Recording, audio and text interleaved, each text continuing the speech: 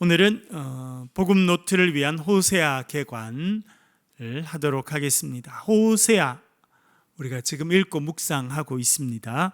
먼저 호세아라고 하는 사람의 이름의 뜻을 살펴보겠습니다.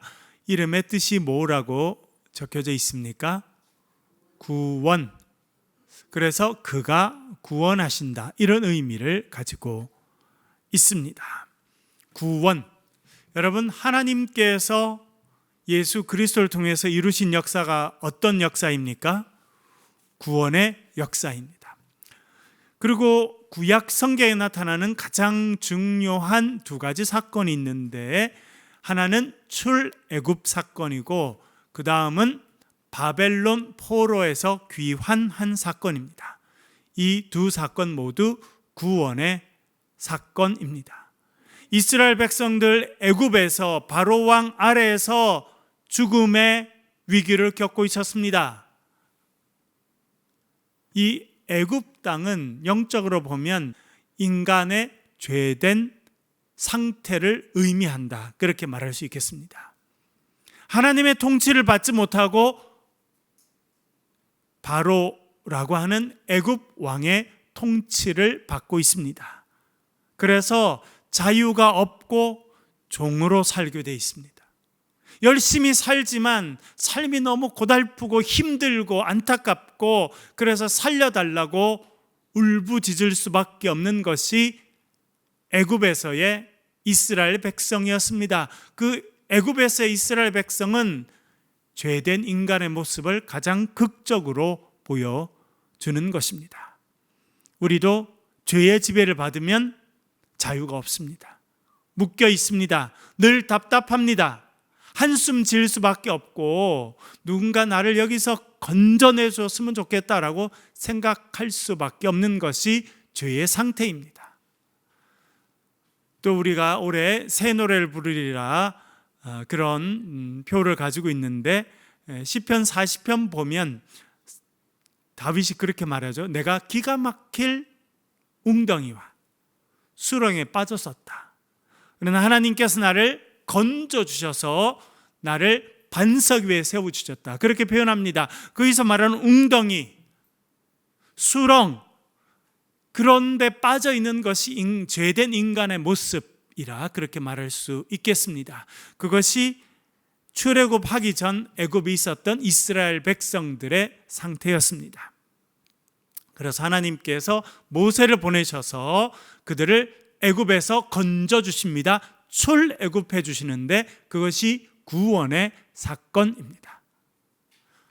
또 바벨론, 우리가 예레미야, 에스겔 통해서 우리가 많이 묵상하고 또 배웠습니다. 이스라엘 백성들 3번에 걸쳐서 침공을 받게 되고 바벨론으로 포로로 끌려갑니다. 주전 605년 다니엘과 친구들, 그런 고관의 자녀들, 많은 중요한 사람들이 포로로 끌려갑니다. 주전 597년 왕이 끌려가고 중요한 선지자였던 에스겔이 끌려가게 됩니다. 2차 포로입니다. 그리고 주전 586년 3차 포로는 이제 남유다가 완전히 멸망해서 수많은 백성들, 또 왕 시드기야 왕은 두 눈이 뽑혀서 그렇게 끌려가지 않습니까? 아주 처참한 이제 멸망을 경험하게 됩니다. 그래서 바벨론에서 살게 되는데, 그 바벨론에서 살아가는 것은 제2차, 두 번째 애굽에서의 삶이라 그렇게 생각할 수 있습니다. 그래서 그들이 거기서 울부짖고 하나님께 기도하고, 하나님께서 때가 되었을 때 하나님의 사람을 보내셔서 이제 그들이 또 3번에 걸쳐서 돌아오게 되는데, 그것이 또한 구원의 사건이다, 그렇게 말할 수 있겠습니다. 구약에서의 출애굽 사건도 구원의 사건이고, 바벨론 포로에서 해방된 것도 구원의 사건입니다. 그리고 우리가 예수 그리스도의 은혜를 통해서 죄와 사망의 권세에서 벗어나서 자유를 얻게 된 것도 구원의 사건입니다. 그러니까 성경 전체는 하나님께서 이루시는 구원에 대한 증언이다, 그렇게 우리가 이해해 볼 수 있습니다. 우리가 묵상하는 이 호세아도 이름 자체가 구원이라고 하는 뜻을 가지고 있습니다. 그래서 그가 구원하신다, 그런 의미로 이해할 수 있습니다. 그래서 호세아는 전체가 뭘 말하냐면 하나님은 구원의 하나님이시라는 겁니다. 그 구원의 하나님을 너희들이 떠나 있으니 하나님께 돌아오라, 그러면 너희들이 구원의 백성이 될 것이다 라고 하는 것을 말해주고 있습니다. 여러분, 올 한 해 살아가시면서 하나님의 구원의 손길을 경험하는 은혜가 저와 여러분의 인생 가운데 함께 하시기를 간절히 바랍니다. 여러분들이 어디 묶여 있을 수 있습니다. 경제적으로 묶여 있을 수 있고 육체적인 병 안에 묶여 있을 수 있습니다. 때때로 수렁에 던져진 것 같은 그런 답답함과 고통과 어려움을 겪을 수도 있습니다. 그것이 애굽에 있던 이스라엘 백성들의 상태였습니다. 바벨론의 포로 생활하던 이스라엘 백성들의 상태였습니다. 하나님께서 저와 여러분들을 수렁에서 건져주시고 근심과 걱정에서 건져주시고 우리를 묶고 있는 수많은 것들에서부터 풀어주시고 해방되는 그런 은혜를 누리시는 복된 한 해가 되시길 주의 이름으로 간절히 축원합니다. 그것이 호세아라고 하는 선지자의 이름의 뜻이고 중요한 메시지입니다. 두 번째 호세아는 북이스라엘의 선지자입니다. 사실은 성경이 이렇게 연대기로 되어 있지는 않다는 걸 아시겠죠? 그래서 우리가 최근에 읽은 것은 이사야 선지자를 읽었고요. 그 다음에 뭘 읽었습니까? 이사야 다음에 예레미야를 읽었죠. 예레미야는 언제 때 활동했던 선지자였습니까? 언제요? 남유다가 멸망할 때쯤, 멸망하기 한 40년 전부터 멸망한 이후까지 예레미야가 활동했습니다. 여러분, 예레미야의 별명이 뭐였습니까? 무슨 선지자라고 말합니까? 눈물의 선지자. 왜 눈물의 선지자입니까? 너무 많이 울어서. 제가 지난번 설교할 때도 말씀드렸습니다만, 설교를 하면, 백성들에 가서 하나님의 말씀을 전하면 백성들이 가만두지 않습니다. 심지어 자기 고향 아나도 사람들이 와서 뺨을 때리고 네 같은 인간이 나서 우리가 얼마나 부끄러운지 모른다 그러면서 박해를 했습니다. 같은 제사장도 그를 매를 때리고 감옥에다 집어넣고 그렇게 하였습니다. 그래서 예레미야 뭐라 말합니까? 내가 다시는 여호와의 이름으로 말하지 말아야지, 하나님 말씀 선포하지 말아야지, 그렇게 결정했습니다. 왜냐하니까 내가 하나님 말씀을 선포하면 나의 같은 고향 사람들, 같은 제사장들, 같은 유다 사람들이 뺨을 때리고 자기를 핍박하고 힘들게 하고 이 매국노야, 그러면 우리나라가 망할 거라는 것이냐, 그렇게 말하니까 자기가 입을 다물어야겠다 그렇게 했습니다. 그래서 내가 여호와의 말씀을 선포하지 아니할 것이다 하고 입을 딱 다무니까 어떻게 됐다는 겁니까? 내 마음에 불이 탄, 심장이 불이 타는 것 같다는 거예요. 그리고 그 불이 내 뼈를 녹이는 것 같은 고통을 겪게 됐다 그렇게 말합니다. 여러분, 그러니 울지 않을 수 있습니까? 참 선지자로 사는 것도 참 힘든 일이다 그런 생각을 하게 됩니다. 그리고 예레미야는 하나님이 너는 결혼하지 마라 그래서 결혼하지 않고 삽니다.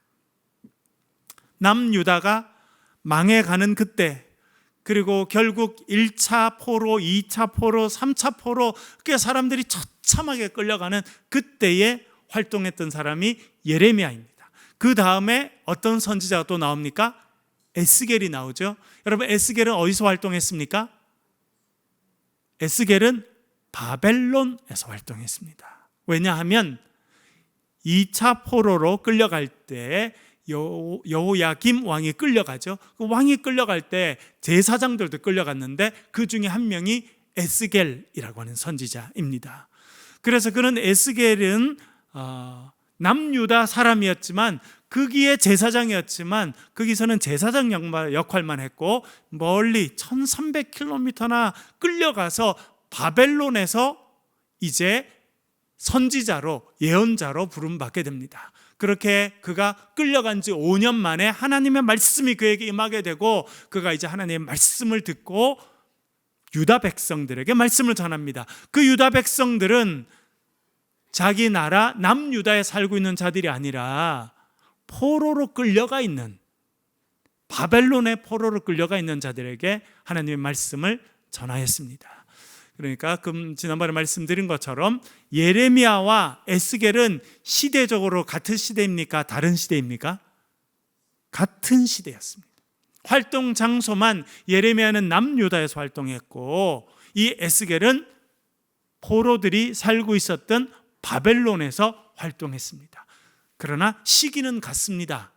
600년 좀 전부터 해서 멸망한 586년, 이 주전은 숫자 거꾸로 내려오거든요. 그럴 때이고 에스겔은 597년에 끌려가서 5년 후에 말씀을 받기 시작했으니까 592년, 593년경부터 선지자로 활동했습니다. 그리고 예레미야, 에스겔, 그 다음에 우리가 뭘 묵상했습니까? 다니엘이 나왔죠. 다니엘도 앞부분 6장까지는 다니엘과 세 친구의 믿음의 시련과 또 믿음을 통한 승리 이야기를 해주고 그 뒤에 예언 이야기가 나온다고 하는 것을 우리가 지난번에 살펴보았었죠. 그러면 여러분, 이 다니엘은 어느 시대에 활동한 사람이었습니까? 비슷하죠. 사실은 바벨론에서 활동했다고 생각할 수 있습니다. 주전 605년 1차 바벨론 침공 때 많은 젊은 엘리트들이 포로로 끌려가게 됐는데 그 가운데 다니엘과 세 친구가 있었습니다. 그리고 3년 동안 느부갓네살 왕이 정해준 그 교육기관에서 교육을 받게 되고 3년의 기간이 지난 다음에 느부갓네살 왕의 앞에 서서 그의 나중에 꿈도 해석해주고, 그래서 나중에는 바벨론의 총리처럼 그렇게 쓰이게 되지 않습니까? 물론 이제 나중에는 그가 바벨론이 무너지고 메대, 바사, 그래서 나중에 그를 이제 사자굴에 던져 넣도록 하고 사자굴에서 건져준 사람은 메대 왕입니다. 바벨론이 멸망하고 그 다음에 메대, 바사 이런 왕국이 이어질 때 메대라고 하는 나라가 잠깐 있었습니다. 그 다음에 바사라는 나라가 이어지는데 바사는 페르시아입니다.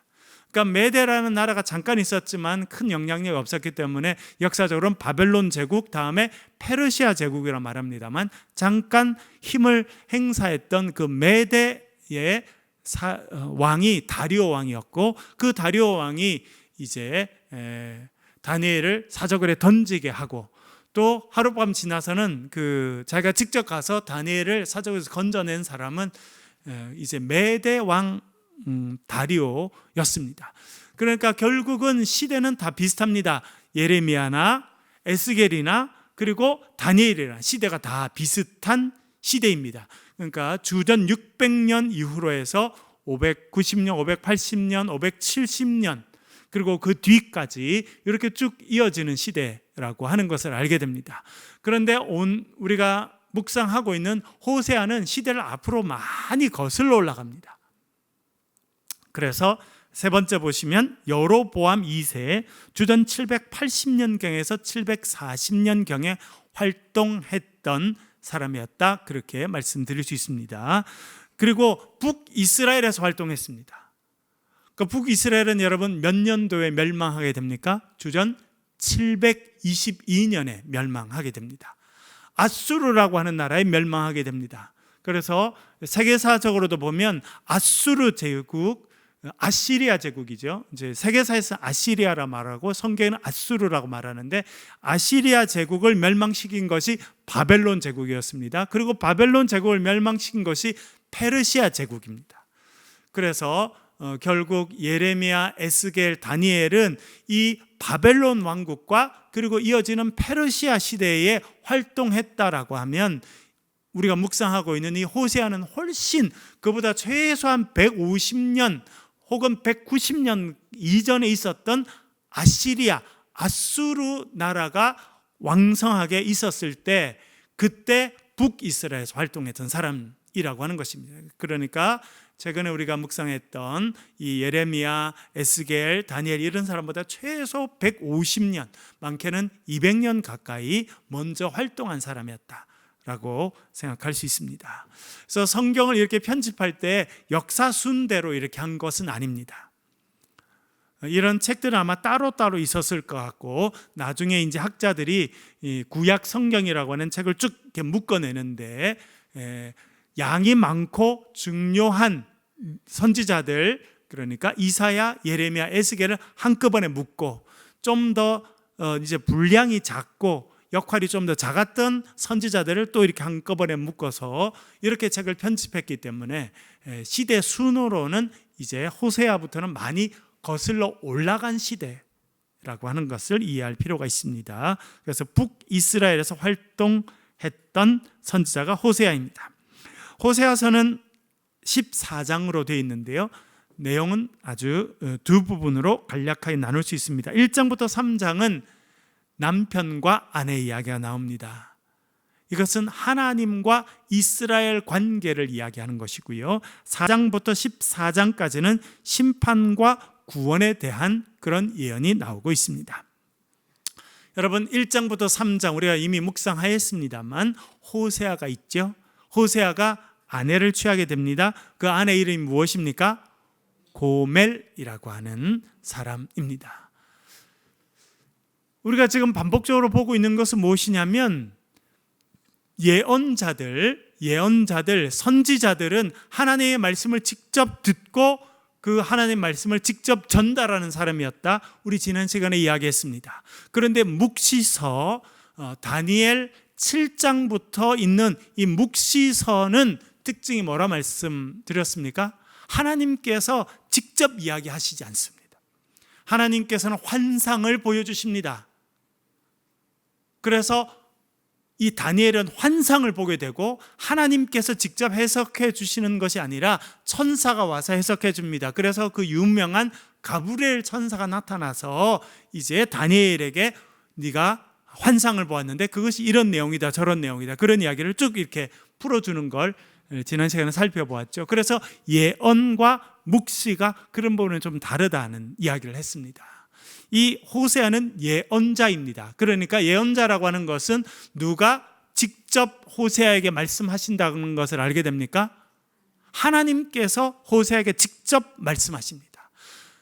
왜 그렇게 하셨을까요?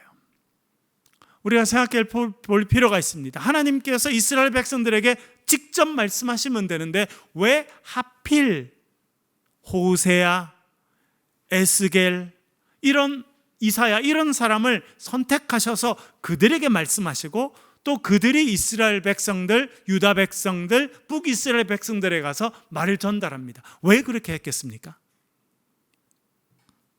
여러 가지 이유가 있겠습니다만 많은 백성들은 하나님의 말씀을 알아들을 수가 없습니다. 말씀하셔도. 그렇죠? 그래서 하나님께서는 하나님의 사람을 선택하십니다. 다니엘을 부르시고 에스겔을 부르시고, 특별히 여러분 예레미야, 에스겔은 제사장 집안 출신이고 제사장으로 훈련받은 사람들입니다. 그렇지만 제사장이라고 모든 사람들이 다 하나님의 말씀을 직접 듣고 이해했던 것은 아닌 것 같습니다. 그래서 하나님께서 그 중에 특별한 사람을 선택하셔서 예언자로 세워주시고 그들에게 말씀하시고 꿈과 환상을 보여주시고 그것의 뜻을 알려주신다, 그렇게 말할 수 있겠습니다. 그래서 이스라엘 백성들은 하나님의 말씀을 듣기 어려웠기 때문에, 하나님 말씀하셔도 들을 수 없었기 때문에 하나님께서 예언자들을 선택하셔서 그들에게 말씀하시고 그 예언자들은 들었던 말씀을 백성들에게 전달해 주는 그런 역할을 하고 있다는 것을 알게 됩니다. 그런데 이렇게 하나님의 말씀을 듣고 전달하는 사람들을 예언자라고 말합니다. 지난번에도 말씀드렸습니다만 우리가 예언한다 하면 영어로는 prophesy인데요, 사람들이 앞으로 일어날 일을 이야기한다라고 생각하는 사람들이 많습니다. 물론 예언도 그런 부분들이 많이 있습니다. 예를 들어 너희들이 70년 동안 바벨론에 끌려갔다가 돌아오게 될 것이다, 이렇게 예레미야가 이야기하죠. 앞으로 일어날 일을 이야기하는 것이 예언의 일부입니다. 그런데 예언은 주로 하나님의 말씀을 듣고 그 말씀을 전달한다고 해서 예언이 됩니다. 그러니까 예언을 한자로 말하면 미리 예자, 말씀 언자 해서 일어날 일을 미리 이야기한다라고 하는 것이 우리가 생각하는 예언인데, 성경이 말하는 예언은요, 그것도 있습니다만 주된 내용은 맡을 옛자를 써서 하나님의 말씀을 맡아서 전한다, 그런 의미를 가지고 있습니다. 그러니까 여러분, 한편으로는 이 시대에 예언자가 있기도 하고 없기도 하다, 이렇게 말할 수 있겠는데, 왜냐하면 앞으로 일어날 일, 예를 들어 지금 요한계시록처럼 최후에 어떤 일이 있을 것이다, 이런 이야기를 아주 구체적으로 말하는 그런 의미에서 예언자는 사실 없다라고 생각하는 것이 좀 더 성경적입니다.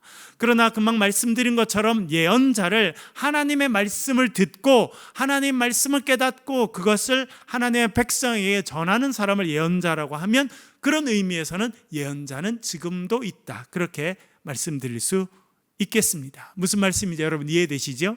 그래서 예언이라고 하는 것을 말하면 여러분들이 이제 앞으로 일어날 일을 이야기한다, 대부분 그런 분들이 생각하는데, 그렇지는 않고 하나님께서 지금 이스라엘 백성들에게 주시는 말씀을 받아서 전달하는 사람들이라, 그렇게 말할 수 있겠습니다.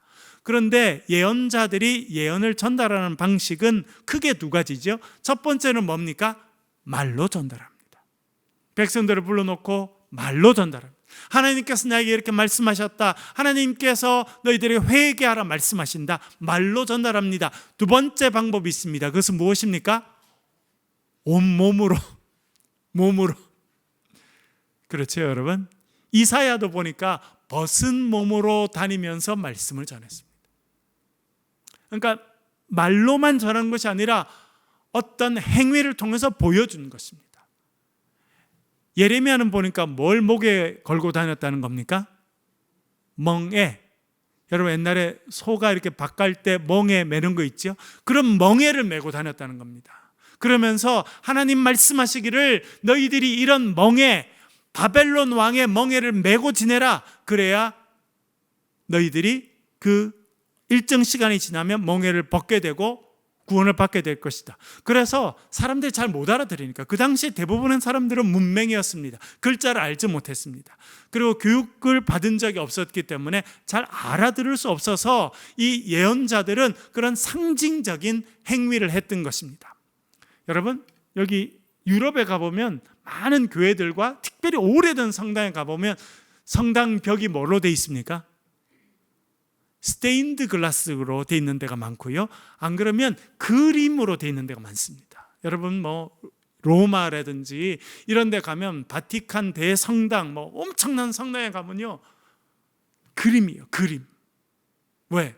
그 당시 대부분 사람들은요 교육을 거의 받지 못했기 때문에 말을 해도 다 알아듣기가 어려웠습니다. 여러분들 지금 제가 하는 말이 다 잘 들리시죠? 왜 그러냐면 여러분들이 기본 이상의 교육을 다 받아서 그래요.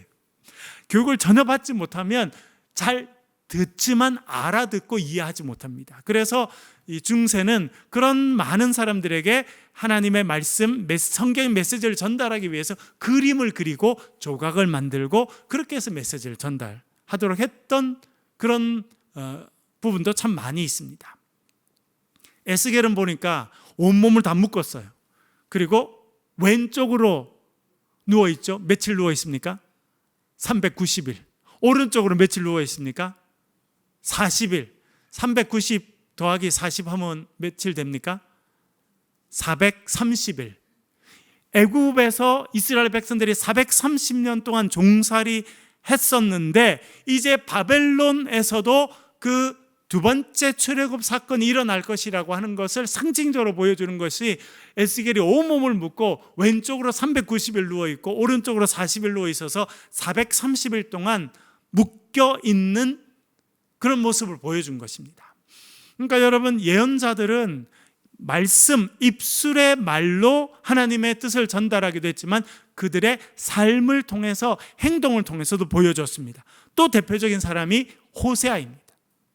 하나님께서 호세아에게 말씀하시죠. 1장 2절 3절 읽어보겠습니다. 1장 2절 3절 같이 읽겠습니다. 화면을 보시고요, 읽어볼게요. 호세아 1장 2절 3절 좀 읽겠습니다. 시작. 여호와께서 처음 호세아에게 말씀하실 때 여호와께서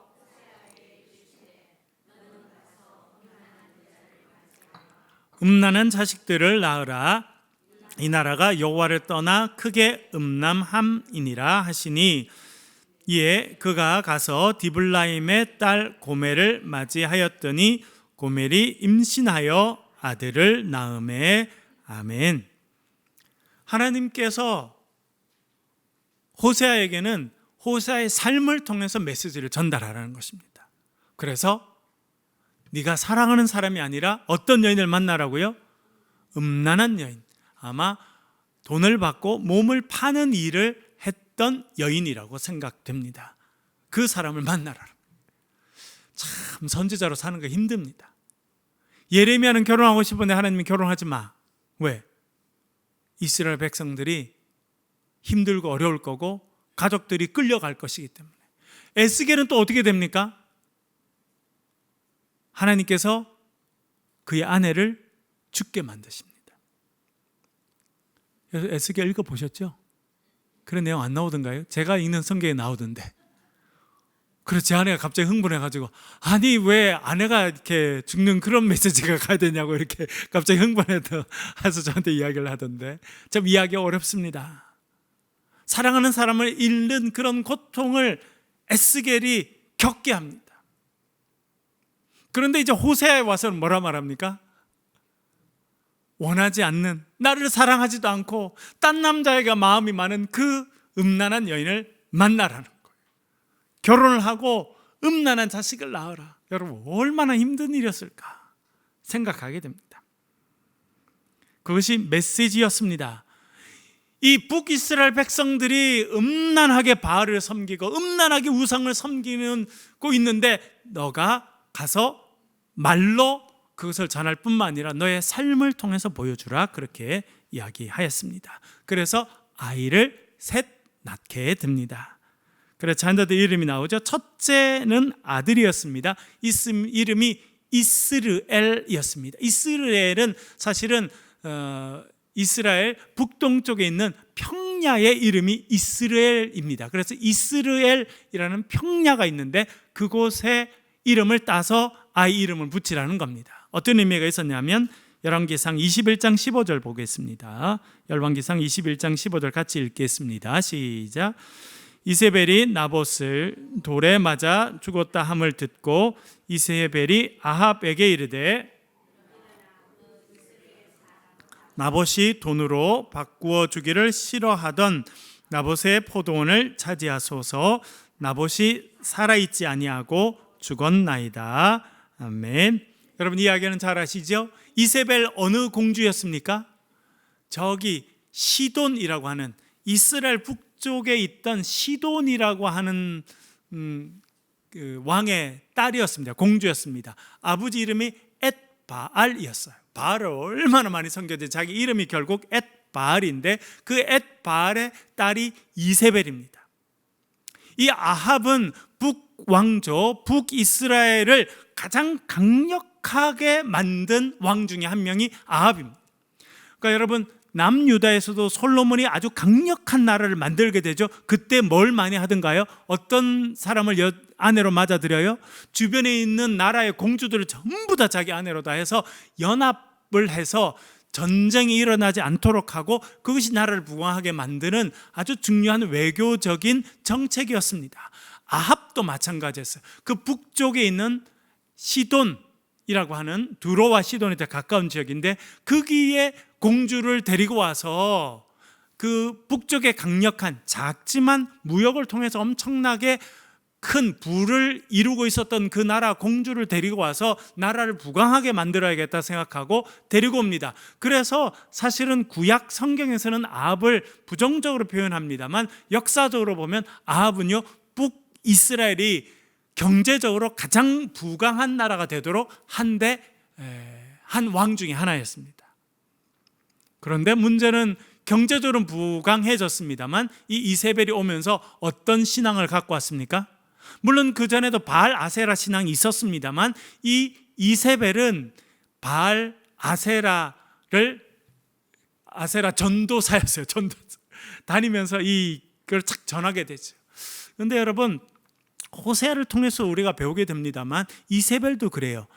하나님의 백성이 하나님의 백성답게 살지 못하고 우상 숭배하고 이렇게 되면 종교적으로만 타락하는 게 아니에요. 영적으로 타락하면 반드시 어떤 모습이 드러나게 됩니까? 윤리가 무너지게 되고 삶이 무너지게 되고 악한 일을 쉽게 하게 됩니다. 그래서 여러분, 영적으로 바로 서 있는 건 대단히 중요합니다. 이세벨이 바알과 아세라 이 신을 갖고 와서 섬기게 됐지 않았습니까? 그래서 보니까 자기 남편은 아주 착한 사람이에요. 자기 봐서는. 그러니까 하루는 뭐가 갖고 싶었다는 겁니까? 이스라엘 평지에 있는 좋은 포도밭을 갖고 싶었어요. 누구의 포도밭이었다는 겁니까? 나봇이라고 하는 사람. 그래서 나봇에게 가서 말합니다. 나봇아, 내가 돈을 많이 줄 테니까 그것 좀 나게 팔아라. 나는 포도주를 너무 좋아하고 포도를 좋아하는데 네 밭이 너무 탐난다. 그랬더니 나봇이 안 된다고 말하잖아요. 그래서 고민하고 있으니까 그 아내였던 이세벨이 뭐라 말합니까? 당신 그렇게 해서 왕하겠습니까? 그렇게 유약해 빠져가서 왕하겠습니까? 그래서 사람을 시켜서 나봇을 죽여버립니다. 그런데 여러분, 딱 지금 성경에 보니까 나봇이 어느 지역 사람이었다고 성경이 말해주고 있습니까? 그 이스라엘 사람, 말씀드린 것처럼 이스라엘이라는 지역은 아주 큰 평야입니다. 그 평야의 좋은 곳에 나봇의 포도원이 있었어요. 그래서 이 이스라엘 평야에 있던 나봇의 포도원을 뺏기 위해서 나봇을 죽이게 됩니다. 그래서 이제 선지자가 그 악한 일을 한 이세벨에게 말씀하죠. 어떻게 됩니까? 이 이스라엘에 있는 그 동네에 살던 개들이 이세벨의 피를 핥을 것이다. 그래서 그 예언이 있고 한참 시간이 지난 후에 예후라고 하는 왕이 반역을 일으켜서 권력을 잡게 되는데, 그가 이제 반역을 일으켜서 이제 마지막에 왔던 곳 중에 하나가 이 이세벨이 살고 있던 성이었습니다. 그래서 성을 향해 소리치지 않습니까? 누가 나와 함께 같이 하겠느냐? 봐라, 이제 세상이 뒤집어졌다, 새로운 왕이 생겼다 하니까 그 신하 몇 명이 올라가서 화장하고 있었던 이세벨은 마지막 순간까지 예쁜 옷 입고 이렇게 얼굴을 화장하고 있었던가 봐요. 성경에 그렇게 나오죠. 그랬더니 화장하고 있던 이세벨을 들어가지고 성 밖으로 던져버립니다. 그래서 높은 성에서 떨어져서 그가 죽게 됐는데, 성경에 보면 그의 두개골, 머리뼈하고 손발 정도밖에 찾을 수 없었다는 겁니다. 나머지는 찢어지기도 하고 동물들이 와서 먹어버렸다는 거예요. 그래서 결국 성경에 말씀했던 이 이세벨, 그 개들이 와서 이세벨의 피를 핥을 것이다 하는 말씀이 이루어졌다는 것입니다. 이런 배경을 갖고 있는 이스라엘의 이름을 붙여준 겁니다. 그것은 무엇이냐면, 너희들이 이세벨처럼 바알을 섬기고 아세라를 음란하게 섬기니 결국 이세벨과 같은 처참한 최후를 맞이할 것이다 라고 하는 메시지를, 이 첫 아이의 이름을 통해서 메시지를 던지는 것입니다. 두 번째는 딸인데 이름이 뭐입니까? 로루하마. 로루하마라고 읽는 것이 아니라 로루하마라고 읽어야 됩니다. 왜냐하면 로라고 하는 것은 성경에 아니다, 안 된다, 이런 의미를 갖고 있거든요. 루하마는 제가 찾아보니까 라함이라는 단어에서 나왔는데 불쌍히 여기다, 긍휼히 여기다, 그런 뜻입니다. 그래서 루하마 하면 불쌍히 여기지 않는다는 뜻입니다. 하나님께서 이스라엘 백성들, 북이스라엘 백성들을 이제 불쌍히 여기지도 않고 긍휼히 여기지도 않을 것이다 라고 하는 심판의 메시지, 경고의 메시지를 이 둘째 아이의 이름을 통해서 알려주십니다. 셋째 아이가 이제는 남자입니다. 남자의 여자의 남자의 이렇게 났어요. 셋째는 남자아이인데 이름이 뭡니까? 로암미입니다. 역시 로는 아니다 라고 하는 뜻이고요. 암미는 백성이라는 뜻입니다. 암. 그리고 그게 미가 붙으면 나의가 되는데, 그래서 로암미 하면 나의 백성이 아니다. 왜냐하면 암미가 나의 백성이거든요. 그래서 로가 붙었기 때문에 로암미 하면 나의 백성이 아니다. 그러니까 우상을 섬기는 너희들은 나의 백성이 아니고 하나님께서 너희들 불쌍히 여기지 않을 것이고, 결국은 악녀 이세벨이 경험했던 그런 처참한 심판을 받게 될 것이다 라고 말하는 것입니다. 핵심 메시지가 있습니다. 첫 번째, 이스라엘 백성들은 고멜처럼 영적으로 타락한 백성이고, 타락한 백성에게는 심판, 이세벨이 받았던 심판이 주어지게 될 것이다. 그래서 여러분, 엊그제도 우리가 아침에 묵상했습니다만, 땅에 있는 생명들이 어떻게 될 것이라고요? 쇠잔해질 것이다. 쇠잔하다는 것은 시들어서 말라서 죽게 될 것이다. 심지어 바다의 물고기도 그렇게 될 것이다. 그런 심판을 호세아가 선언하고 있습니다. 두 번째, 그 원인은, 타락의 원인은, 이스라엘 백성의 타락의 원인은 하나님을 아는 지식이 없기 때문이다. 그래서 여기서 중요한 표현이 나오죠. 하나님을 아는 지식입니다. 호세아 4장 1절 읽어보겠습니다. 같이 읽겠습니다. 시작. 이스라엘 자손들아, 여호와의 말씀을 들으라. 이 땅 주민과 논쟁하시나니 이 땅에는 진실도 없고 인애도 없고 하나님을 아는 지식도 없고. 아멘. 제가 복음 노트를 통해서 이 부분을 좀 설명을 드렸습니다만, 세 가지가 없다는 겁니다. 이것이 결국은 너희들이 영적으로 타락했기 때문에 세 가지가 없고, 이것이 없기 때문에 결국 멸망으로 갈 것이다 라고 말합니다. 첫 번째, 뭐가 없다는 겁니까? 진실이 없다. 진실. 히브리어로 에메트라고 하는 단어인데, 이거는 그러니까 솔직하지 못하다 이런 뜻이 아니고요. 여러분, 의무를 다하지 않았다는 뜻입니다. 신실하게 언약적 의무를 감당하지 않았다. 제가 지난번에도 말씀드렸습니다만, 이스라엘의 가장 중요한 개념이 계약이라는 것입니다. 하나님께서 아브라함과 계약을 맺으셨고, 하나님께서 시내산에서 모세와 계약, 언약을 맺으셨습니다. 이것을, 이 하나님과 이스라엘 백성들의 관계를 호세아는 누구와 누구의 관계로 말합니까? 남편과 아내죠, 여러분. 남편과 아내, 결혼식 할 때 제일 중요한 건 뭡니까? 국수가 나오나 뷔페가 나오나 그거 아니고 제일 중요한 게 뭡니까? 약속이에요. 약속, 언약. 나는 누구누구를 아내로 맞아서 병들 때나 건강할 때나, 그렇죠, 부유할 때나 가난할 때나 내가 아내로 섬기고 살겠습니다. 또 아내는 누구누구를 나의 남편으로 맞아 병들 때나 건강할 때나 부유할 때나 돈을 잘 벌어올 때나 못 벌어올 때나 남편으로 섬기겠다. 이런 계약을 하게 되잖아요. 그리고 여러분, 부부 생활 해보니까 이 부부가 계속 행복하게 해로에 가려고 하면 남편은 남편으로서 뭘 잘해야 되더라고요? 남편의 의무를 다해야 됩니다. 아내는 아내로서 의무를 다해야 됩니다. 남편이 딴 여자가 좋아서 집을 나가버리고 하게 되면 이 부부 관계는 이어질 수 없습니다. 마찬가지입니다. 와이프, 아내도 우리 남편 이제 더 이상 지겹다 이렇게 해서 딴 남자 좋다고 가게 되면 그 부부 관계가 이어지지 못하죠. 그것이 하나님과 이스라엘 백성들도 마찬가지라는 것입니다. 왜냐하면 계약, 언약 관계로 이어졌기 때문에 그렇습니다. 그래서 이 언약 관계가 이어지려면 반드시 해야 되는 게 뭐냐면 언약적 신실함을 지켜야 돼요. 언약적 의무를 다해야 되는 거예요. 하나님은 하나님으로서 이스라엘 백성들을 지켜주시고 먹을 것 주시고 그들을 보호해 주시고 인도해 주시고 선한 목자가 되어주시고 왕이 되어주시는 역할을 하나님 하시는 거예요. 이스라엘 백성들은 그 대신 뭘 하는 겁니까? 하나님을 섬기고 예배하고 말씀에 순종하는 겁니다. 이 언약적 신실함을 지켜야 된다라고 하는 것인데, 그것이 에메트라는 단어고 오늘 본문에서는 진실이라고 번역됐습니다. 언약적 신실함을 지키지 않고 하나님을 섬기지 않고 우상을 섬기게 됐기 때문에 영적으로 타락한 것이고 멸망으로 갈 수밖에 없다라고 이야기하는 것입니다. 두 번째는 인애도 없다. 헤세드라는 단어입니다. 헤세드. 헤세드는 하나님의 성품을 나타내는 가장 중요한 단어 중에 하나입니다. 그 중에 하나가 헤세드이고, 또 그 헤세드는 사랑, 자비, 우리 성경에 인애 혹은 인자 이렇게 여러 가지로 번역됐습니다. 불쌍히 여겨주시는 겁니다. 하나님이 사랑해 주시는 거고 자비를 베풀어 주신 거고 불쌍히 여겨주신 것을 헤세드라고 말하는데, 그것이 인애라고 번역됐습니다. 그렇게 하나님의 사랑을 알지 못해서 하나님의 사랑을 실천하지 못하니까 결국 멸망으로 가게 된다는 것입니다.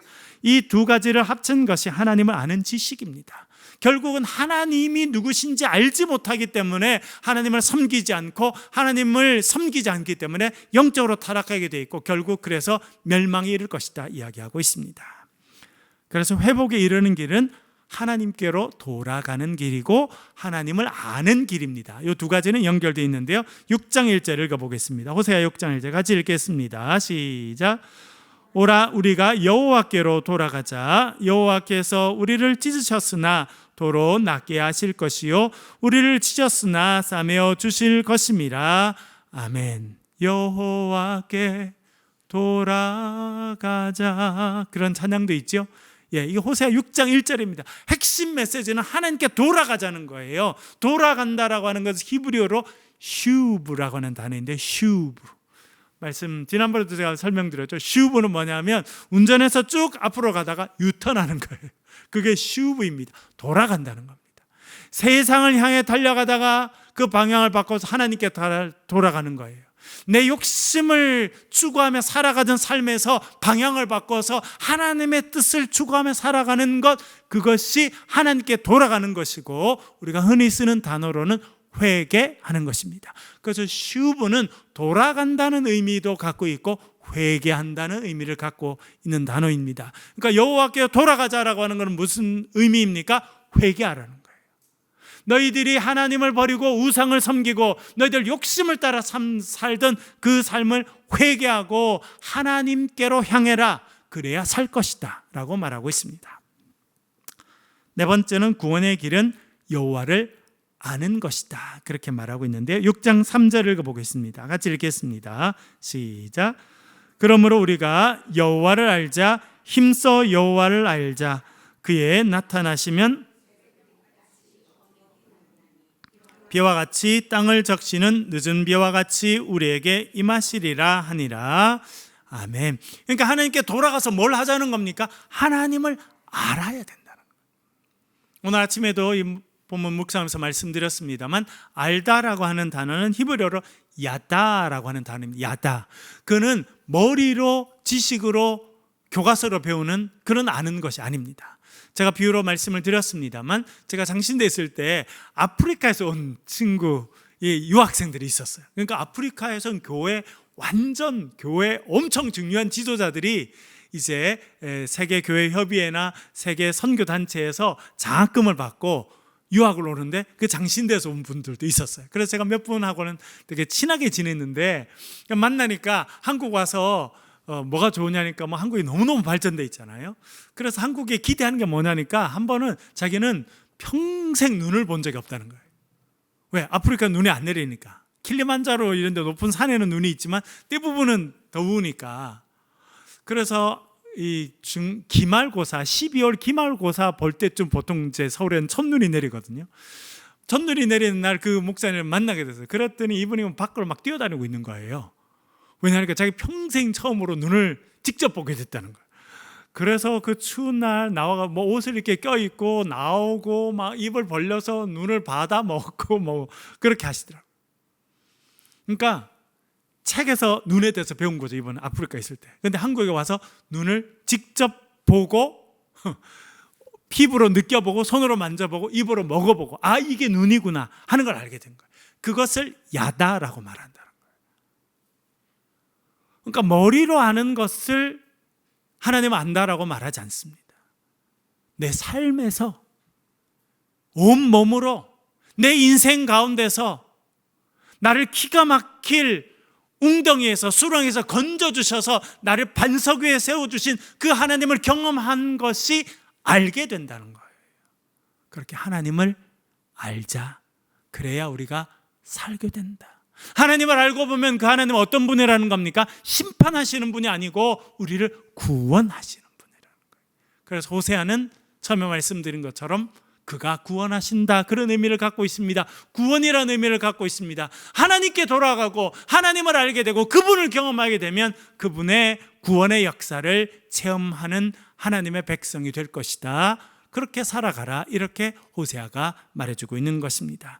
여러분들도 하나님을 알고 그 은혜를 체험하고 구원의 백성으로 살아가신 은혜가 있기를 주의 이름으로 간절히 축원합니다.